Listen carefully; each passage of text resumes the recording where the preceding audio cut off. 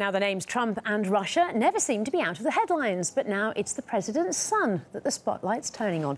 It all concerns a meeting he held with a Russian lawyer during his father's election campaign.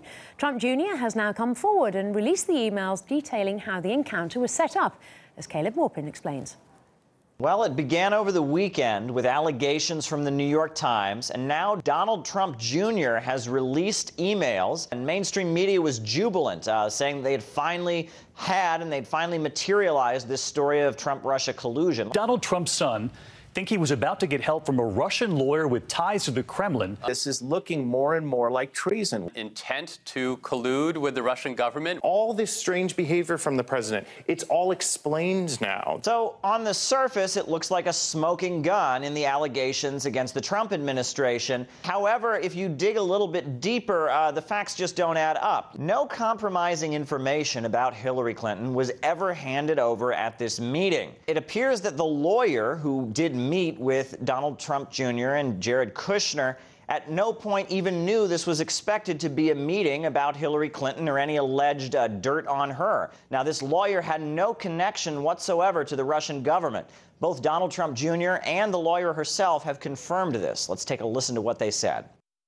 The woman, as she has said publicly, was not a government official. And as we have said, she had no information to provide and wanted to talk about adoption policy and the Magnitsky Act. Знаете, может быть, у них было желание это увидеть, и они увидели из, значит, той идеи, о которой я говорила, только то, что их, может быть, интересовало. Меня интересовало другое. Now, some of the other figures that were involved in setting up this meeting are rather interesting. We have a music publicist who works for an Azerbaijani singer, and the father of this Azerbaijani singer is a businessman. At no point are we seeing any real connection to the Russian government. And if that were the case, wouldn't the Russian government have a better representative than an Azerbaijani pop star or their representative? The story simply just doesn't add up.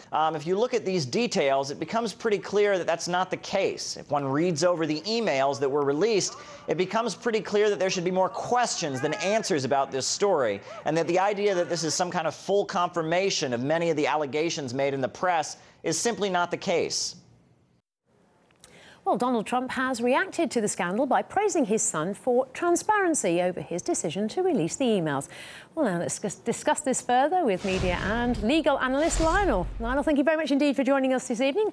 Well, what's your reaction then to this? Is it finally the smoking gun that everybody's been looking for, proving this collusion between Trump and Russia? There's nothing there. I don't know how to make this any clearer. I'm a prosecutor, a former prosecutor, and a licensed lawyer by profession. I kind of know something about this.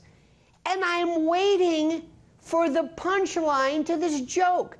In fact, what I tell people is, whenever you hear about this Trump collusion meeting, always ask the question, and? Because that's what you have to do. And Donald Trump Jr.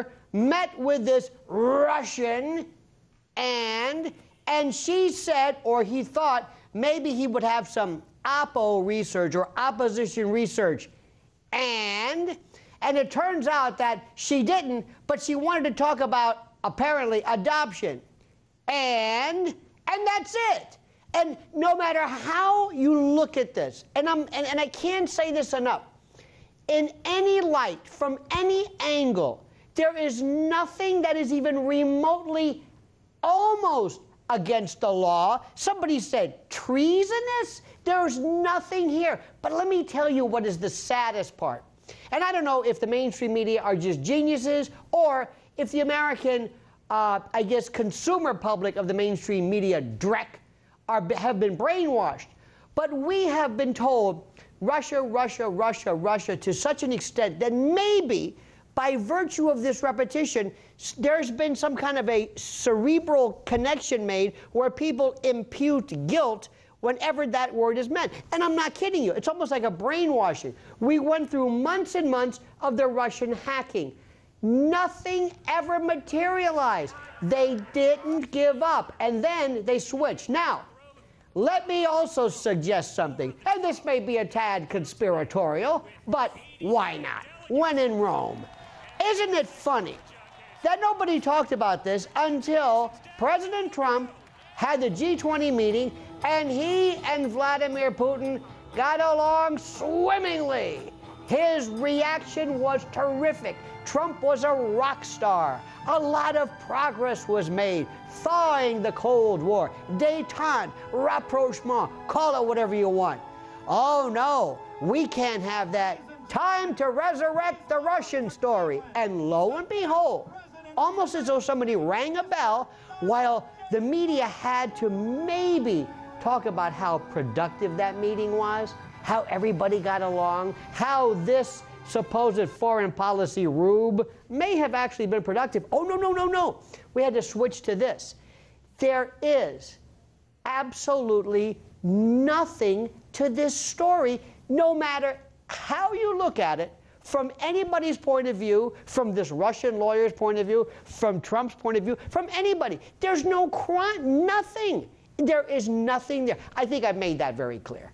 Nothing. And on that note, I mean, if it was indeed the plot of the Russian government, why do you think they would choose a music publicist, a pop star and a businessman to pass over this information?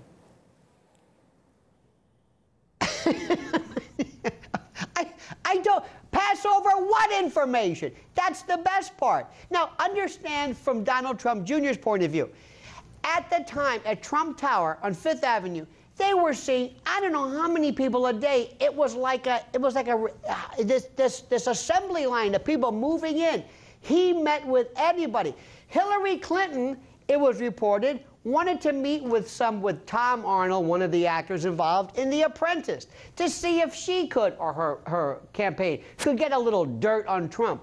This is done all the time, whether it's Italians or Russians or actors. I mean, there's nothing to this. But so indelibly connected is this word Russian, so nefarious and diabolical does this sound Russian, that anytime it's added, it somehow changes the tenor of the story, even though there's absolutely nothing. And what's also interesting is to note that as long as the mainstream media numbers go up, as long as the ratings go up by talking Russia, you're going to be hearing more of it, even though there's no story there. Because remember, I reiterate, they went for months talking about this Russian hacking, Russian collusion, Russian interference with the 2016 election. That just died. There was no conclusion. But as long as the ratings go up, and as long as we don't talk about the president's success at G20, it's going to continue. That I assure you. And on that note, we'll leave it there. Media and legal analyst Lionel, thank you very much indeed for your thoughts.